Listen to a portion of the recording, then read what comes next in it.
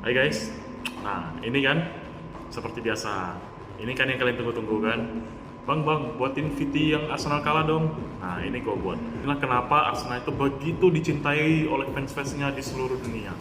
Dan fansnya itu sangat banyak. Bahkan kesetiaan fansnya itu patut diacungi jempol.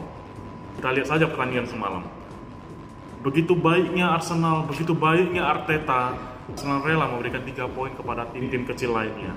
Ya, ujung-ujungnya apa?